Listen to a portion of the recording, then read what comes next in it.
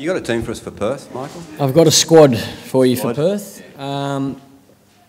2 changes. Paddo obviously out injured.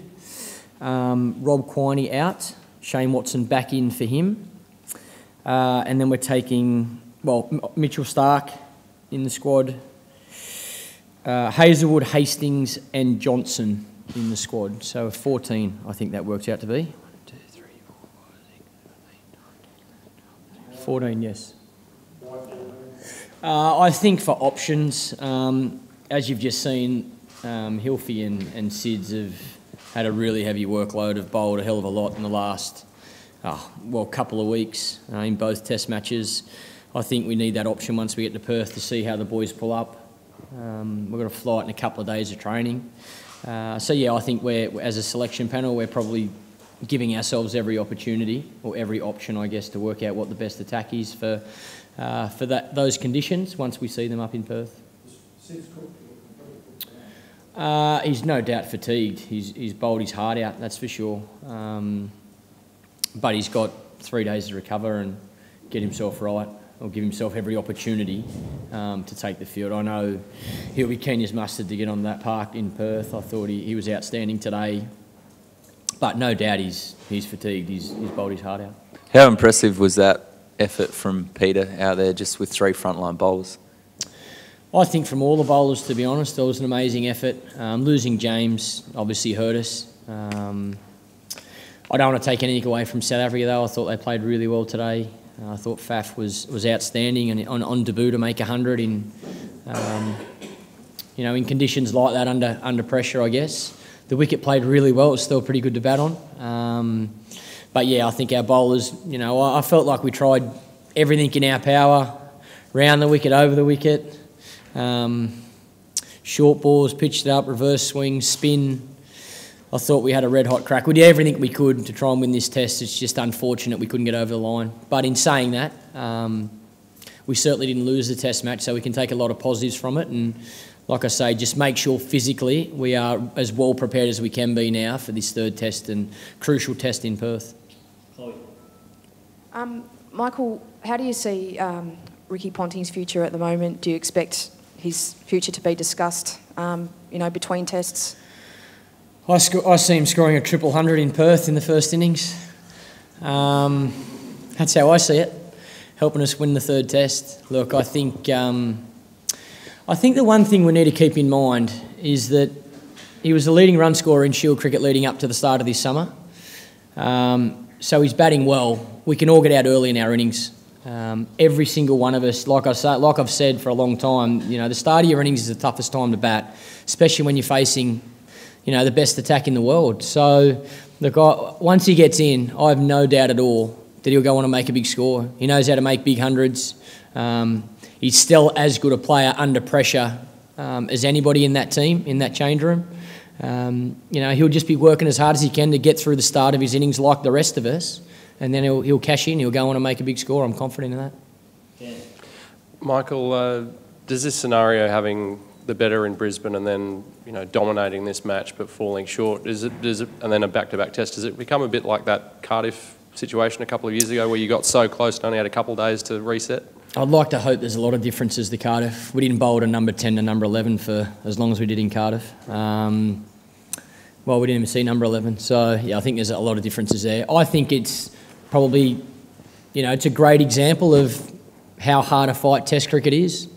There's ups and downs throughout the game. There's nothing's a given in this game. You have to work your absolute backside off to have success, and it's even harder against the number 1 team in the world. We didn't expect them to lie down. We didn't expect them to give us the game today. We knew we were going to have to fight. We knew the wicket was still going to be good, and it's no different. It was no different in Brisbane. It'll be no different in Perth. We have to play our best cricket for 5 days, 5 full days, to give ourselves every chance of winning this series. I think we can definitely take a lot of confidence out of where we sit after 2 test matches against the number 1 test team in the world. Our batters are doing a great job. Our bowlers work their absolute backside off, and we lost a bowler as well. So, I'm pretty confident that we'll be in a good place, come day 1 of the Perth test match. Matthew Wade didn't have his best test match. Is he now finding out how difficult test match being consistent is? And is he down on himself for that tough chance today? Wade is a strong man. He's a tough character, that's for sure. So, like all of us, there'll be parts of our games where we think we could have improved to help the team, to be able to help the team have more success. But look, I think he's old enough and wise enough, played enough cricket to know how this game works. First class cricket's exactly the same. There's highs and lows. It's about trying to stay consistent. It's about every single day you get out of bed trying to get better, whether you're 38 years of age or 19 years of age. So, Wade is, like I say, he's a strong character. He's a tough little fella, and, he'll get better. That's for sure. He's already a fantastic player and an important player in this team. But yeah, he'll continue to learn. He's still a youngster. Where's Shane Watson at, do you reckon? Shane Watson is in our squad of 14 players, and I'm really confident. Obviously by not taking Rob to Perth, we're really confident that Watto will be fine to take full part with both bat and ball in the Test match. Ben, Michael, Mitchell Johnson back in the squad now after so long. What have you sort of made of his form so far in Shield cricket? He's come along. He's been bowling really well in Shield cricket. He's bowling fast and he's swinging the ball, which is nice to see. And I guess in conditions that he loves up in Perth and has had a lot of success, he'll be doing everything in his power to try and get an opportunity. I think you look at those, include Starkey in that as well. Stark, Hazelwood, Hastings, Johnson. They're a very handy 4 fast bowlers to be taken to Perth. With Siddle and Hilfenhaus. House. I think we're very lucky at the moment in Australia. We've got some really good quicks that have been performing as well in first-class cricket. Yes, they're talented, but they've been performing as well. So, yeah, we're very fortunate at the moment. Michael, I understand you had some concerns about the Wacker pitch after the Shield game earlier this year, which only went for 2 days, 2.5 days. Yeah. Are you confident the Test pitch will be better than that and will actually provide a fair contest for both sides? I hope so. I spoke to the groundsman when we played the game for New South Wales, and made it very clear that I thought I was disappointed that a 4-day Shield game only just lasted 2 days. I think what I'm hoping for is a wicket that is good for both batting but also bowling, a fair contest. I think. We've seen that in Brisbane. We've seen that here. 2 very tough battles. I'd like to hope that a toss of a coin doesn't dictate this 3rd Test match. Were you concerned that it might give South Africa an unfair advantage, or give them too much of an advantage? No, not at all. I've just told you 5 fast bowlers that I'm sure can't wait to get a crack on that wicket. Like I say, I think a wicket. Pace and bounce is something I love as a batsman, and I love seeing for our fast bowlers, so I hope it's got that in it. But I don't want the toss of a coin to dictate who wins this Test match. Ben, Michael, I know you said that all the bowlers going in today, but just right at the death, Peter Siddle, after delivery, he's really seemed physically struggling, and the way he's running back to his mark. So how did that, inspire the team, I suppose, and what can you say about his attitude? It's what's expected if you want to play for Australia. If you want to be the best, you've got to dig deep. You've got to try and find a way. And like I say, I pay a lot of credit to Sids. He showed a lot of heart today. That's what we've come to expect from Sids. That's why he's been a wonderful performer for Australia.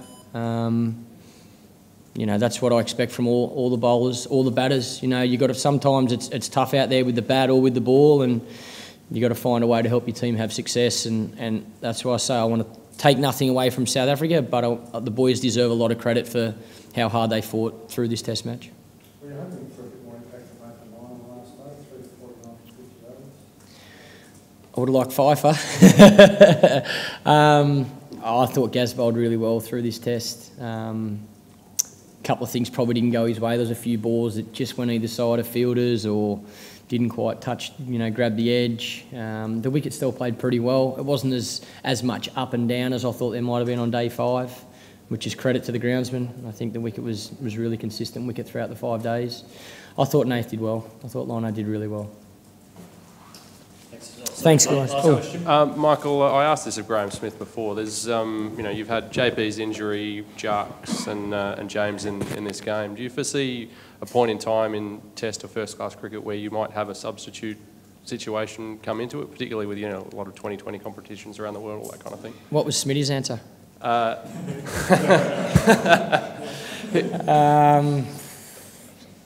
Who knows? Who knows? To me, it's such a hard game. It's Test cricket. It's the pinnacle. It's the hardest game in the world, but it's the greatest game in the world. And you know, it's a great example. There's going to be injuries, especially when you've got to work as hard as both teams have had to work over the first 2 Test matches of this series. But you got to find a way. We look forward to the 3rd Test with maybe some new faces on both sides. You know, that's the greatest thing about international cricket. It's not just about 11 players. It's about a squad. You know, that's why I guess Australia's been so successful over a long period of time, because of the strength of first-class cricket in Australia. Players manage to come into the Australian team and have success, and that's how it is in Test cricket. So you'd prefer, personally, 11 versus 11? That's how it is, so I accept it.